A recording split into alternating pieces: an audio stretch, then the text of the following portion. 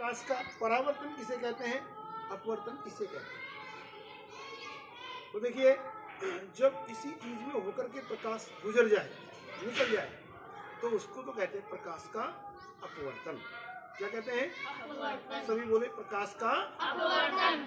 और जब प्रकाश किसी चमकीली सतह से टकरा करके और वापस लौट जाए तो उसे क्या कहेंगे? प्रकाश का परावर्तन। बोलो, दो घटनाएं समझ में आ गई, प्रकाश का अपवर्तन और प्रकाश का परावर्तन। अब ऐसे कौन कौन से उपकरण हैं जो प्रकाश का परावर्तन करते हैं और कौन से उपकरण हैं जो प्रकाश का अपवर्तन करते हैं? एक बच्चा जाकर चम्मच ले आए, उसमें रसोई में है। तो देखिए जरा, अब इसमें ये बताइए, ये परावर्तन कर रहा है या अपवर्तन कर रहा है? परावर्तन। अपवर्तन, परावर्तन। जिसमें अपन देखें और वापस अपनी कोई आकृति दिख जाए, जैसे मान लीजिए मैं देख रहा हूँ, इसमें मेरा चेहरा दिख रहा है, इसका मतलब ये है कि ये किरणों को वापस भेज रहा है मेरी आंखों को, ठीक है। तो इसका मतलब क्या हुआ? ये परावर्तन। हाँ, तो ये किसका उदाहरण हुआ? परावर्तन का उदाहरण, ठीक है। अभी अपन ना दर्पण की बात कर रहे हैं ना लेंस की बात कर रहे हैं, अभी सिर्फ अपन केवल बात कर रहे हैं परावर्तन अथवा अपवर्तन की। अब मैं एक एक जो है इसमें से उठाऊंगा एक्टिविटी में, और आपको ये बताना है कि ये परावर्तन में काम आएगा या अपवर्तन में काम आएगा। अब बताइए, ये किसमें? परावर्तन। यस, ये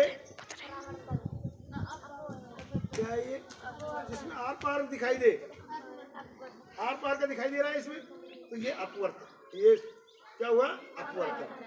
अब ये बताइए जरा, सभी बोले जोर से, परावर्तन। परावर्तन, परावर्तन वालों को इधर रख रहा हूं मैं। और ये अपरावर्तन, सभी को क्लियर है? अपवर्तन। और ये अपरावर्तन, अपवर्तन, ठीक है। ये परावर्तन, परावर्तन, ये परावर्तन। ये देखिए, इसमें चेहरा दिख रहा है, परावर्तन। क्या हुआ? परावर्तन। और इधर से भी दिख रहा है, तो ये भी क्या है? परावर्तन, परावर्तन। तो ये सारे इधर वाले जो सारे उपकरण हैं, ये क्या कहलाते हैं? परावर्तन। परावर्तन में सहायक है ये, और इनको अपन कहते हैं दर्पण। क्या कहते हैं? दर्पण, दर्पण कहते हैं, ठीक है।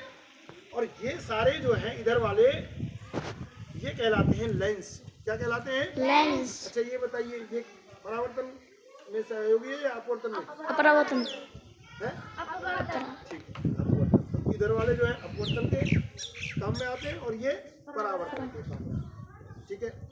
अब दर्पण जो है वो, ये सारे जो है क्या कहलाते हैं? दर्पण कहलाते हैं। तो दर्पण किसे कहेंगे?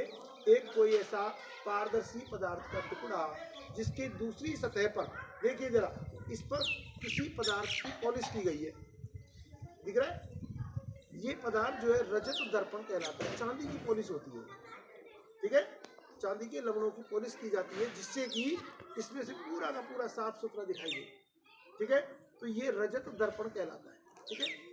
इसलिए सारे दर्पण जो है, इन पर चांदी की लेप किया हुआ है, पीछे की साइड में चांदी के लवणों का, ठीक है। इसलिए ये सारे रजत दर्पण। अब दूसरी बात करते हैं अपन, दर्पण कितने प्रकार के होते हैं? तो दर्पण जो है वो दो प्रकार के होते हैं, ध्यान से सुने। दर्पण दो प्रकार के होते हैं, जरा देखिए,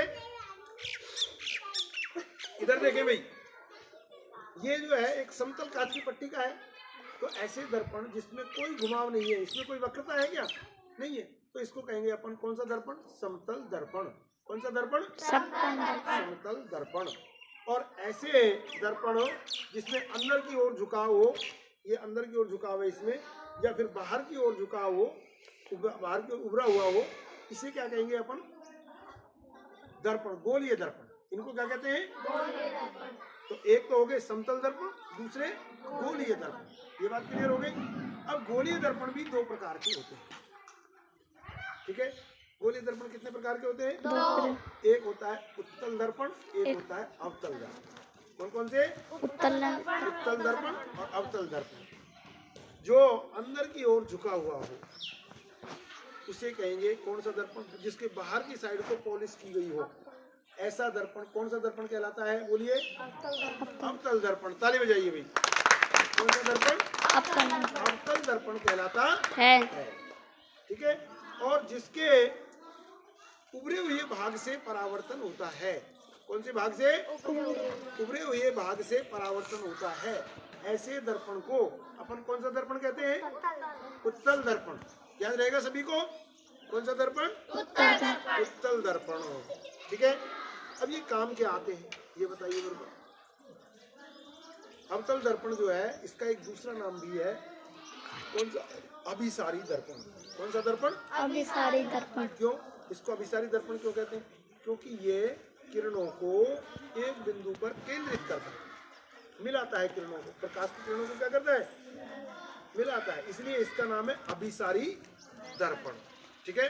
चित्रों को बड़ा करके दिखाता है, इसीलिए आपने देखा होगा डॉक्टर जो का आंख नाक कान गले वाले जो डॉक्टर होते हैं वो एक ये पहनते हैं, हेलमेट से लगाते हैं और उसमें आगे कोई दर्पण लगा होता है, एक बैटरी का टॉर्च जैसी टॉर्च होती है उसमें, और उससे ये आंख के अंदर की संरचना को या कान के अंदर की संरचना को वो देख पाते, तो ये इस काम में आता है अवतल दर्पण। ठीक है। उत्तल दर्पण कहाँ होता है? उत्तल दर्पण का क्या उपयोग है?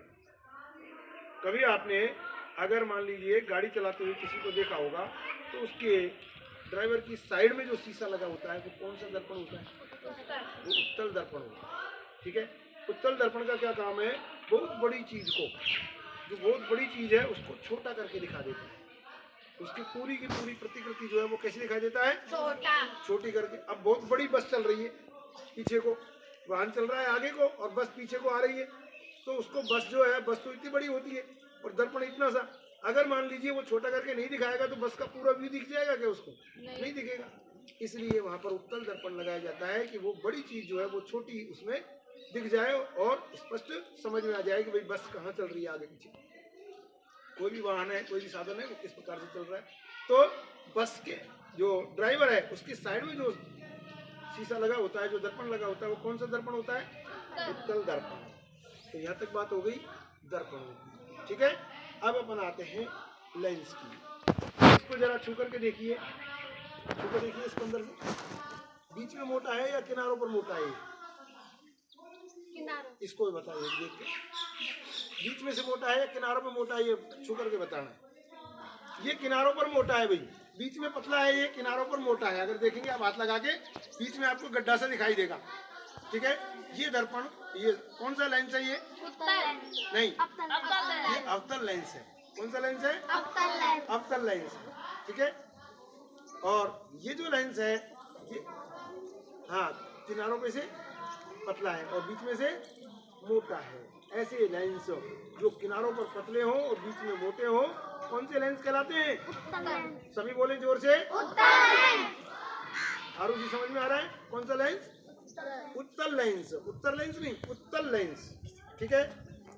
तो ध्यान से सुने, ये जो है अवतल लेंस ये छोटे प्रतिबिंब बनाता है और आभासी प्रतिबिंब बनाता है। ये वास्तविक भी बनाता है और कुछ एक कंडीशन में, एक कंडीशन ही होती है जिसमें आभासी प्रतिबिंब बनाता है। ठीक है। उल्टे प्रतिबिंब ये भी बनाता है। ठीक है। अब अपन देखें कि हाँ, इसके सामने कोई वस्तु रखी हुई है, इसका प्रतिबिंब देख रहे हैं अपन। जैसे मान लीजिए ये कोई वस्तु रखी हुई है और इसके सामने इसका प्रतिबिंब देख रहे हैं अपन। ठीक है। तो देखिए जरा, इसके सामने वस्तु का प्रतिबिंब जो दिखाई दे रहा है अपने को, वो वास्तविक तो नहीं पकड़ सकता हूँ तो मैं इस प्रतिबिंब को नहीं, तो ये आभासी प्रतिबिंब है। ठीक है। यहाँ से जितनी दूरी पर ये है उतनी दूरी पर ही प्रतिबिंब बन रहा है। तो समतल दर्पण से